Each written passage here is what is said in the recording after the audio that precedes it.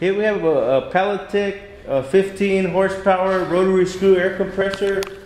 We got it hooked up to 220 volt 3-phase power. We'll go ahead and turn it on and show you that it functions.